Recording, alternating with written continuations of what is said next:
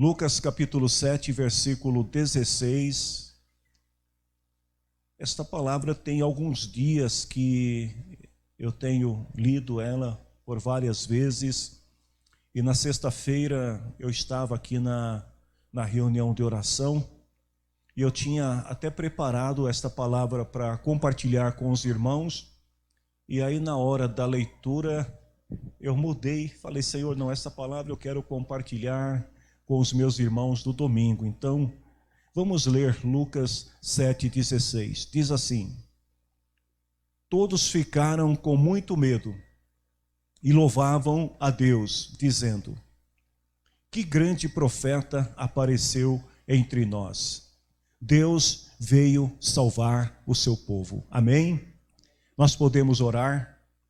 Em nome de Jesus Cristo, nós oramos nesta hora, Senhor, pela tua igreja que está reunida aqui neste lugar, pela tua igreja que está reunida nos lares, Senhor, pelos nossos irmãos que encaminharam os seus pedidos de oração e que estão acompanhando esta reunião virtualmente.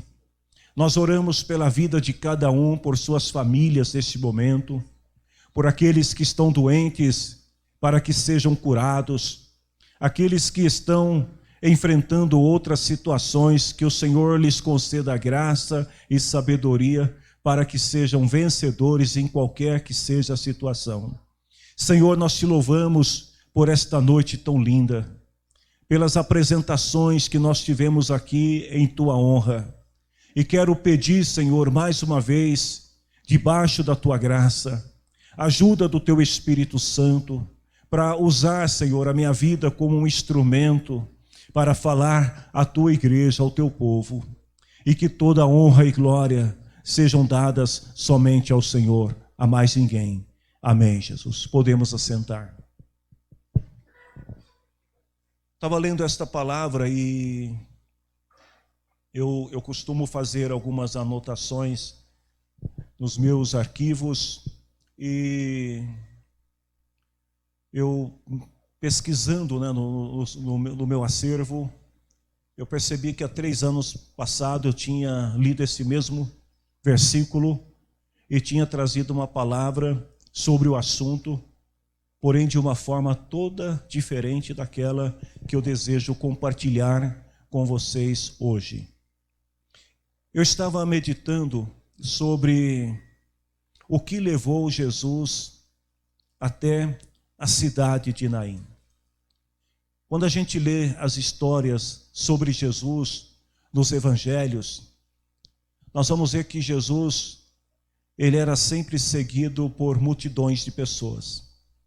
Aonde Jesus estava, sempre tinham pessoas acompanhando. E no meio desta multidão, nós tínhamos aqueles que eram os discípulos de Jesus. Pessoas que foram chamadas, que foram escolhidas por Jesus, separadas para andar com ele e também servir junto com ele em seu ministério terreno. Os discípulos eram aquelas pessoas que estavam sempre aprendendo com Jesus. E havia um outro grupo que representava a maioria, que era a multidão. A multidão, na verdade, eles andavam com Jesus sempre na expectativa de, quem sabe, receber alguma coisa, um milagre, ou de pelo menos presenciar Jesus realizando, operando algum milagre, algum sinal, algum processo de libertação na vida de alguém. Ou seja, eles gostavam de acompanhar Jesus, primeiro porque naquele tempo o nome de Jesus já estava sendo bastante conhecido. Então era aquele tipo de pessoa que queria estar ao lado de quem é famoso, para poder saber das novidades que Jesus estava realizando e sair comentando. E aonde Jesus ia, estavam os discípulos e estavam também a multidão.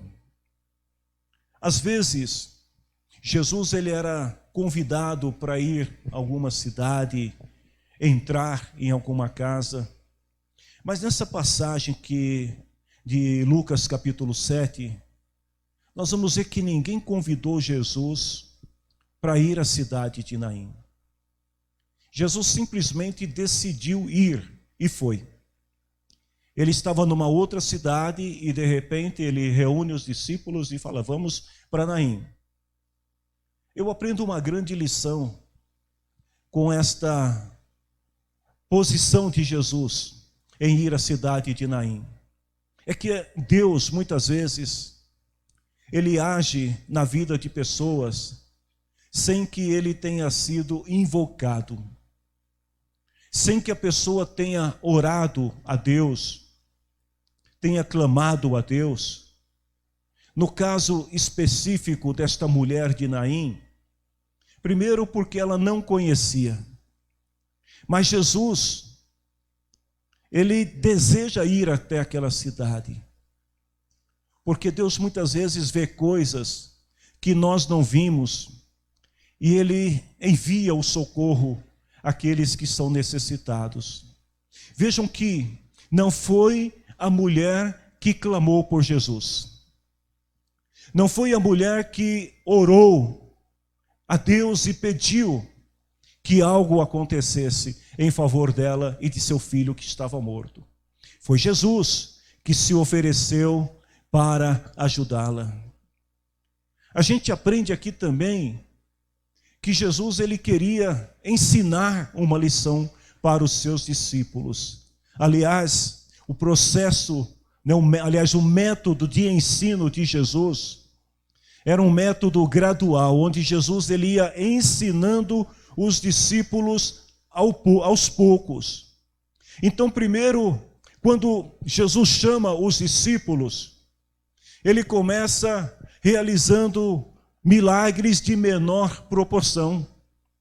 O primeiro milagre de Jesus, por exemplo, não aconteceu no meio de uma multidão desesperada, clamando por socorro. O primeiro milagre de Jesus acontece numa festa, num evento casual. Jesus está lá reunido com os discípulos e de repente ele faz ali um milagre, transforma água em vinho e a turma fica feliz porque o melhor vinho foi servido depois, no final da festa. Alguém descobre que foi Jesus que fez e aí começa. Jesus, ele cura uns enfermos. Jesus, ele repreende a espíritos malignos de algumas pessoas. Mas gradualmente Jesus vai se revelando aos seus discípulos e vai mostrando a sua natureza, tanto que em Lucas capítulo 7, Jesus revela um outro nível de poder para os seus discípulos. Porque agora Jesus não simplesmente cura alguém de uma enfermidade, mas Jesus agora ressuscita alguém que estava morto. Quando a gente lê as cartas dos apóstolos, nós vamos ver que este mesmo método foi utilizado também pelos pais da igreja, onde eles iam ensinando as pessoas as coisas mais simples do evangelho, e na medida em que as pessoas iam evoluindo, na medida em que as pessoas iam tendo mais conhecimento e revelação sobre Deus, então o ensino ia se tornando mais intenso. Eu aprendo uma outra coisa muito importante também com isso, que ninguém pode alegar saber tudo sobre Deus. A gente pode ter 10, como disse o presbítero aqui, a gente pode ter 20 anos, 30 anos, 50 anos caminhando nesta jornada de fé, mas ainda não sabemos tudo sobre Deus, porque a revelação ela é gradual. Na medida em que nós nos interessamos em conhecer mais a Deus, na medida em que a gente se envolve mais na comunhão, no ensino, na oração, na participação ministerial da igreja, na medida em que nós buscamos nos aprimorar acerca do conhecimento que temos sobre Deus, a revelação ela vai se intensificando.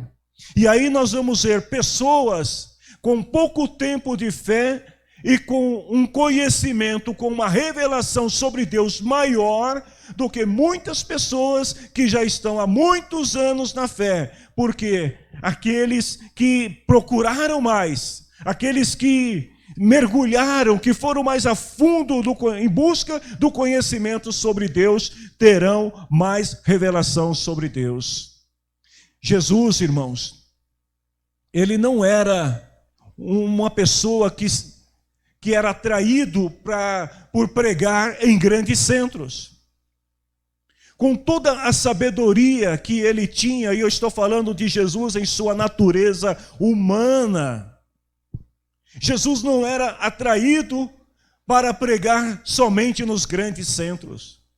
Jesus ia exatamente aonde estavam as pessoas necessitadas, onde alguém precisava da sua ajuda e aonde Jesus via a oportunidade para se revelar.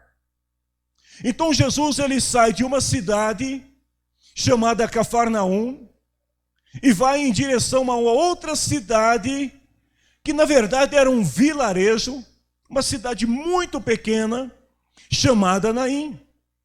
Não era um lugar popular, não era um lugar conhecido, não era um lugar onde habitava muitas pessoas, mas Jesus decide ir até Naim. E a pergunta é, por que Jesus sai de um grande centro para ir a um lugar tão pequeno? Porque lá na cidade de Naim tinha uma mãe que estava chorando a morte de seu filho.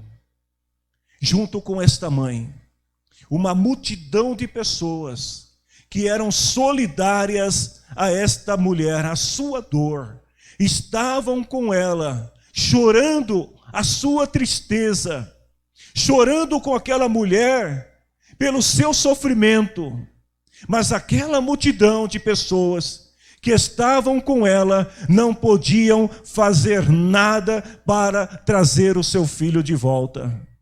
Ou seja, a mulher, embora tivesse uma multidão de pessoas solidárias, uma multidão de pessoas ao seu lado, chorando com ela, ao mesmo tempo ela se sentia sozinha, sofrendo a sua dor, porque ninguém naquela multidão tinha poder para resolver o problema daquela mulher. Ninguém no meio daquela multidão tinha autoridade para remover a angústia que estava no coração daquela mulher. E o choro dela não é o choro apenas pela morte de seu filho, mas havia também nesta mulher uma expectativa negativa em relação ao que o futuro lhe reservava. Ou seja, esta mulher, ela viveu um momento da sua vida onde ela conseguiu alcançar o que naquela época era sinônimo de bênção. Ela se casou, ela teve esposo, ela teve um filho, mas agora ela estava sem ninguém. A idade passou, e agora talvez no momento em que ela mais precisava da companhia de um dos dois, ou dos dois, ela não tem ninguém. Naquela época, para uma mulher, quando ela ficava desamparada, sem esposo, era, na verdade, um grande pesadelo. Havia na lei, Moisés ele tentou assegurar algum direito para a viúva. Ela podia se casar de novo, segundo a lei, mas ela tinha que casar com um irmão do esposo. Então, se o esposo não tinha irmão, poderia ser um parente próximo. Se não tivesse parente próximo, não podia casar com ninguém. É claro que muitos não respeitavam esta lei, mas é assim que as coisas funcionavam. Então, pelo visto, essa mulher não tinha mais nenhum parente próximo de seu esposo que pudesse remi-la e que pudesse ajudá-la naquele momento. Então a mulher, ela está agora sem nenhum parente. Aquela mulher, ela já começa a sentir que ela seria discriminada. como muitas outras mulheres viúvas de sua época que se tornavam mendigas, o seu filho era a única esperança que ela tinha. Mas agora o seu filho está morto. Qual é a atitude de Jesus quando chega naquela cidade? Eu fico imaginando, queridos irmãos, o que será que as pessoas diziam para aquela mulher que estava chorando? Quais seriam as palavras que eles diziam para ela? E eu vou falar uma coisa para vocês, irmãos, tem situação na vida que nenhuma palavra de consolo é suficiente para trazer paz ao coração de quem está atribulado, é assim ou não é? Dependendo da situação, não existe palavras. Eu estava pensando, e eu imagino que algumas pessoas talvez chegassem perto daquela mulher e dizia para ela assim, ela chorando, alguém abraçava ela e falava, amiga, a vida é assim mesmo. Talvez outro chegava e, talvez você já ouviu isso, papo de velório. Um dia todos nós morremos mesmo, né? Aconteceu.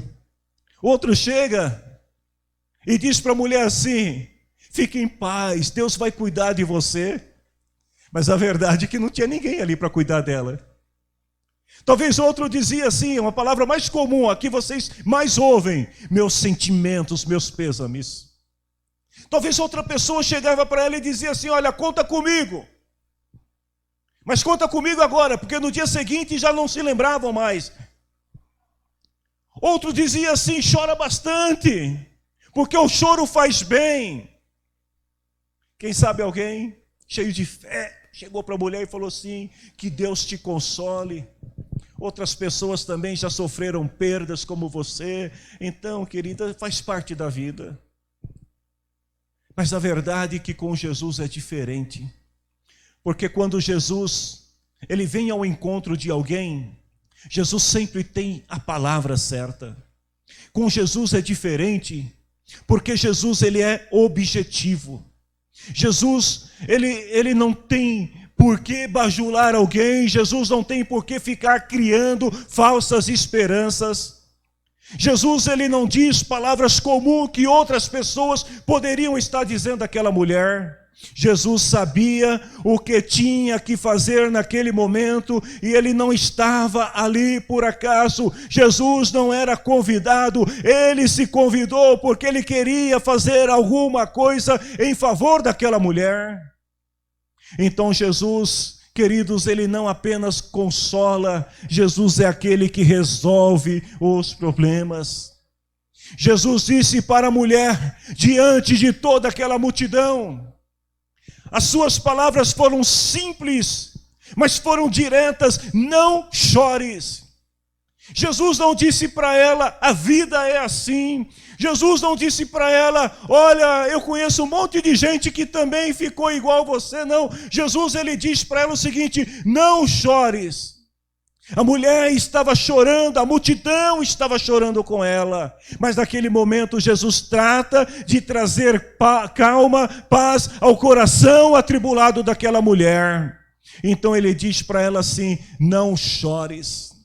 Eu estava lendo um texto antigo do século 7, da era cristã, onde um apóstolo cristão dizia o seguinte, que quando Jesus fala para esta mulher, não chore, ele estava dizendo para ela o seguinte, mulher, não chore ainda com o morto que está do teu lado, porque em breve ele será ressuscitado. Ou seja, mulher, você está chorando, por quê? O teu filho morreu, aonde está o teu filho? Ali. Então não chore, porque ainda há esperança, ele não foi sepultado ainda.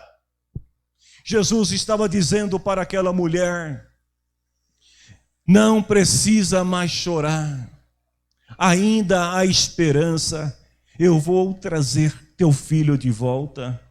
Queridos, é muito difícil para a gente olhar e enxergar a solução se você não estiver em calma.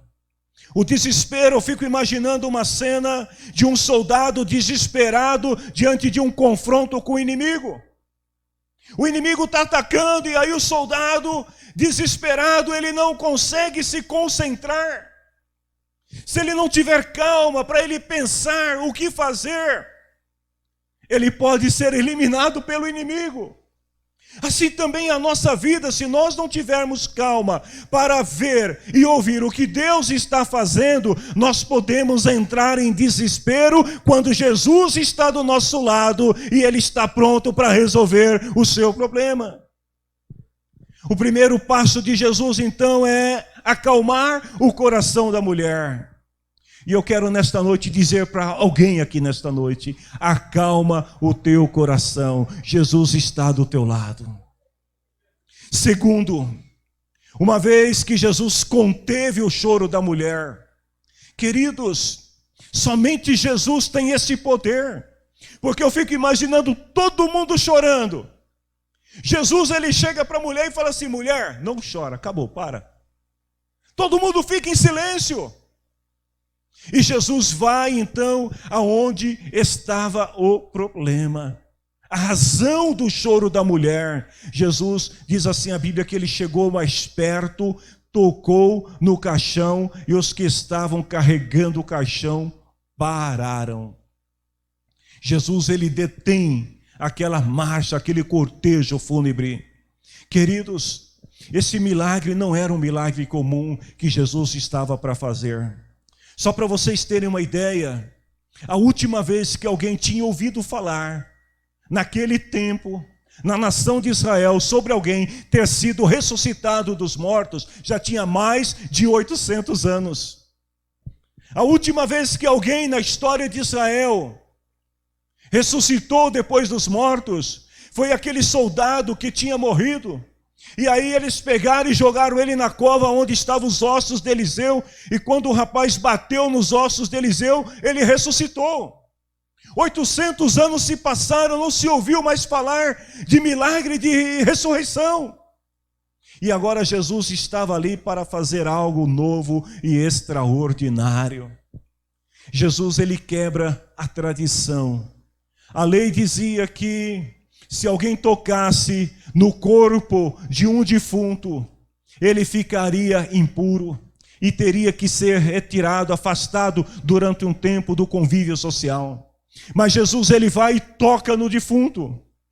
Ele manda parar Jesus, ou seja, ele toca no intocável. Jesus mostra ali que o seu poder está acima das regras humanas, está acima da lei, está acima da tradição. Quando ele quer realizar um milagre, não existe nada que vai impedi-lo de fazer. Então, aqueles que estavam carregando o corpo pararam. Eu ouvi um tempo atrás uma frase que dizia assim: sempre tem alguém para carregar o defunto. As pessoas estavam ali carregando o corpo, mas agora Jesus, ele manda parar, e as pessoas param. Jesus então libera uma palavra de milagre sobre aquele corpo que estava ali estendido. Não era uma questão fácil de ser resolvido. Eu fico imaginando também, queridos, quantas pessoas que passaram ali pelo corpo, quantas pessoas que olharam para o rapaz que estava morto. Talvez alguns choraram ali quando viram o rapaz estendido. Talvez alguns até disseram alguma palavra. As pessoas ficavam olhando ali, mas ninguém tinha poder, ninguém tinha autoridade. Eu não sei se alguém aqui seria capaz disso. Se você fizer isso, você vai ser considerado louco. Mas as pessoas passam ali, olham, dizem algumas palavras, mas com Jesus é diferente, porque Jesus, ele tem o poder, ele tem a autoridade. Então Jesus, ele fala com o moço ali, diz o seguinte: moço, eu ordeno a você, levanta-te.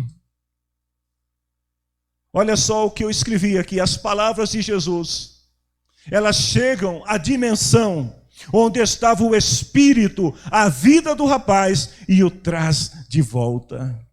O rapaz estava morto, mas a palavra de Jesus é tão poderosa que ela transcende a limitação humana.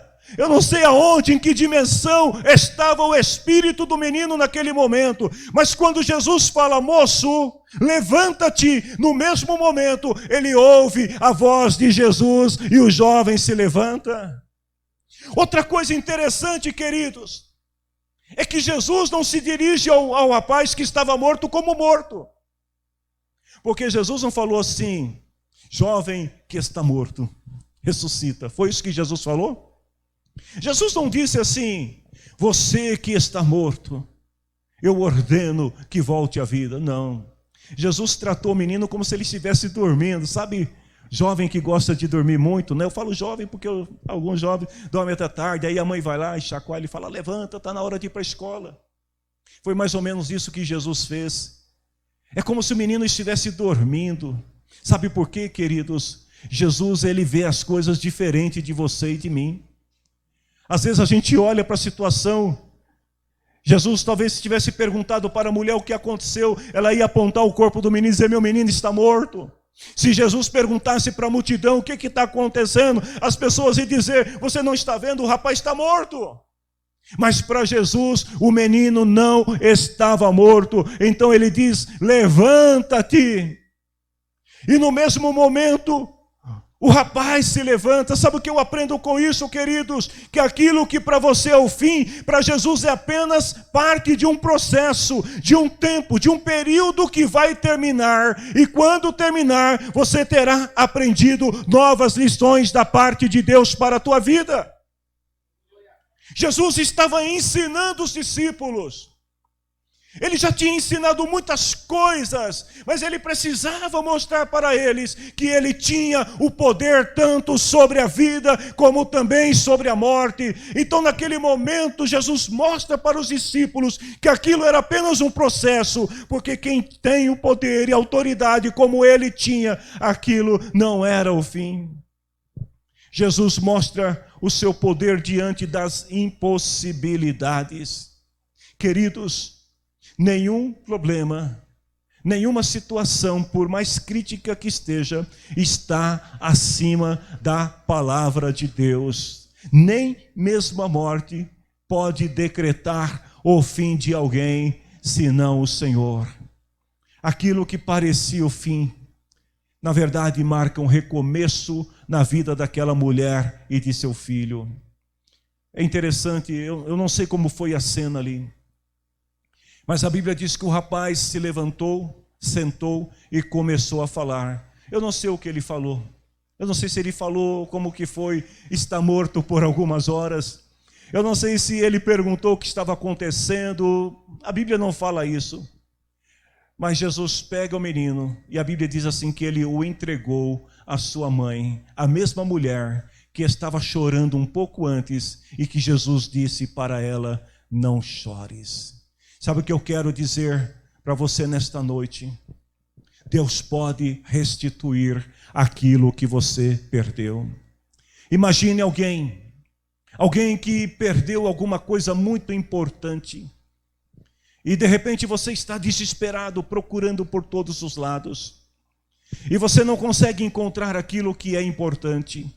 E quando menos espera, alguém que você não conhece se apresenta e te devolve aquilo que você perdeu. Queridos, Deus pode restituir aquilo que você perdeu. Eu te pergunto nesta noite, você crê que Deus pode te devolver aquilo que você perdeu? Aquela mulher, ela não orou, aquela mulher, ela não clamou, ela não pediu, ela apenas chorou. E agora ela estava de volta com o seu filho, porque quando as coisas são colocadas nas mãos de Jesus, ele sempre tem uma solução. E quando Jesus vai ao encontro do menino, ele então resolve o problema daquela mulher. Sabe, uma lição importante também que eu aprendo aqui, queridos, é que depois da mãe receber o filho e ela se alegrar com o filho que ressuscitou, o segundo grupo de pessoas que se alegrou com aquela mulher foram os que choraram com ela. Ou seja, aqueles que choraram com a mulher, agora se alegram com ela. Aqueles que primeiro choraram com a mulher foram os primeiros a se alegrar daquele momento em que ela recebe o seu filho de volta. E aí, queridos, eu tenho uma palavra de Deus para a tua vida nesta noite. Algumas pessoas acompanham você durante a sua caminhada. Algumas pessoas choram com você. Algumas pessoas não podem te ajudar, mas não te desamparam nos piores momentos. Aquela multidão não tinha o poder para resolver o problema da mulher, mas elas estavam com a mulher, chorando com a mulher. E estas pessoas foram as primeiras a desfrutar da alegria da mulher. Da mesma maneira, aqueles que choram com você serão os primeiros a se alegrar contigo quando o milagre chegar para você, quando a bênção do Senhor chegar para você. Outra lição importante: o que Jesus faz vira notícia. Não dá para esconder. Tudo aquilo que Jesus faz. Outro dia nós estávamos aqui numa reunião de oração. Se você quer saber, tem que vir na reunião de oração. Mas a gente ia orar por uma pessoa aqui na igreja. E eu falei assim para os irmãos: olha, nós vamos orar por uma irmã aqui, que Deus abençoou a vida dela. Deus fez algo muito grande na vida dela, mas eu não vou falar para vocês o que é. Eu só quero que vocês orem agradecendo a Deus. Aí uma irmã levanta e fala: eu já sei o que é. Eu falei: mas quem te contou? Porque o que Jesus faz não dá para esconder. Quando Jesus faz milagre na vida da pessoa, não tem como esconder, irmãos. Lembra daquele rapaz que Jesus curou e falou para ele: olha, não fala para ninguém, fica quietinho. O que aconteceu? Alguns minutos depois todo mundo estava sabendo, porque o que Jesus faz não dá para esconder. A notícia se espalhou por toda a região. Aquilo que era para ficar no grupo, aquilo que não era para vazar, de repente a Bíblia diz que toda a região estava sabendo e todos estavam glorificando a Deus e dizendo que Deus havia enviado um profeta para salvar o seu povo. Porque uma história trágica, uma história que era para acabar com o sepultamento do rapaz. Esse era o fim da história daquela mulher. O seu filho estava sendo levado para ser sepultado, e com o sepultamento do seu filho tudo teria acabado, mas Jesus reescreveu a história daquela mulher e ela se tornou uma grande notícia para toda a região. Irmãos, olha como Deus é grande e maravilhoso, como que Deus age na vida das pessoas. Ali seria o fim de tudo, mas de repente Jesus muda a vida daquela mulher. Não existe mais choro, agora só alegria. Não tem mais morte, só tem vida. Jesus abre para aquela mulher uma porta para um recomeço. Jesus estava dizendo para aquela mulher, quando ele leva o menino e entrega para ela: mulher, pegue de volta o seu filho, volta para casa, seja feliz, não chores mais, eu enxuguei as tuas lágrimas. Outra coisa que nós aprendemos é que Jesus, ele surge na hora certa. Jesus não adianta e não atrasa. Você já parou para pensar nisso? Jesus está numa cidade, e aí, de repente, Jesus fala: vamos para Naim. E Jesus, ele vai e ele chega na hora certinha. Ele não chegou antes e não chegou depois, ele chegou exatamente na hora, no momento certo. Às vezes as pessoas ficam desesperadas diante de alguma circunstância, porque não conseguem enxergar a solução. Mas quando Jesus chega, irmãos, sempre tem solução. As irmãs de Lázaro estavam chorando 4 dias, já estavam reclamando e dizendo: Jesus esqueceu de Lázaro, Jesus não vem mais. E quando Jesus aparece, uma de suas irmãs já vai dizendo para Jesus: se o Senhor estivesse aqui antes, meu irmão não teria morrido. Mas Jesus não chega adiantado e nem atrasado, ele chega na hora certa, no 4º dia, no último momento. Jesus está presente para ordenar vida sobre o Lázaro que estava morto. Jesus, ele compreende e ele vê as lágrimas daqueles que choram. Jesus foi até aquela mulher sem que ela tivesse dito qualquer palavra. Irmãos, talvez isso possa soar estranho aos ouvidos de alguém, mas às vezes tem situações que a pessoa não orou, não fez campanha, não subiu no monte, não veio nem orar com o pastor de manhã aqui, mas estava chorando. E Jesus está vendo tudo. E quando ele vê a necessidade da pessoa, Jesus vai ao encontro dela. Porque esta mulher, ela não disse nenhuma palavra. Aliás, nem quando ela encontrou com Jesus. Quando Jesus fala para ela, não chore, a mulher não ficou dizendo, Senhor, como assim não chorar? Eu estou perdida, estou sem esperança, não tenho mais nenhuma expectativa. Não, ela não disse nada. Ela apenas ouviu o que Jesus tinha para dizer, porque Jesus naquele momento, ele sente toda a angústia daquela mulher, talvez até por saber o que ia acontecer mais adiante, quando ele também estaria ali crucificado na cruz, e ele vendo a dor da sua mãe, ele sente esta dor naquela mulher. E Jesus, por fim, ele mostra a todos que milagres acontecem. Vamos nos colocar em pé. Você acredita que milagres acontecem? Você alguma vez já experimentou um milagre de Deus na tua vida? Talvez você tenha experimentado, mas deixa eu te falar uma coisa, Ele quer te levar a um novo nível. Ele quer fazer algo maior na tua vida. A multidão que saiu da cidade chorando, volta para a cidade dando glória a Deus. Eu penso, queridos, estou terminando a palavra, que muitas pessoas que estavam ali, se pudessem, teriam resolvido o problema da mulher. Talvez você conheça alguém, que você olha para a pessoa e você fala assim, poxa, se eu pudesse, eu resolveria o problema dessa pessoa. Mas assim como você, aquela multidão não tinha poder para resolver o problema da mulher. Mas agora Jesus chegou. E quando Jesus chega, milagre acontece. Eu quero orar com você neste momento. Você que está aqui, você que está em casa. Eu não sei como está a tua vida neste dia, neste momento, como está a vida de alguém que você conheça. Você pode, neste cenário, você pode ser a mulher que está chorando a perda. Você pode ser a mulher que teve o seu sonho interrompido.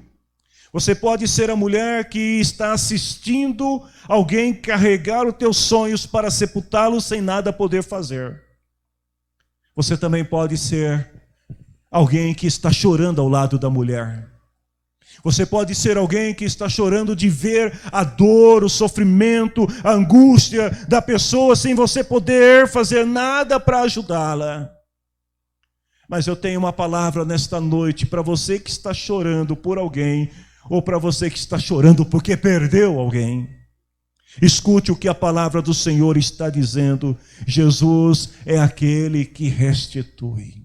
Jesus é aquele que reescreve a tua história. Jesus é aquele que faz milagres. E nesta noite a palavra que eu deixo ao teu coração é esta: não chores, só isso.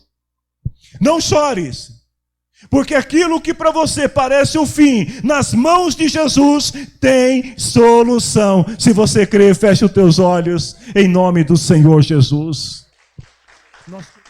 Se você veio chorando para esta reunião, volte para casa sorrindo, porque o Deus de milagre está com você.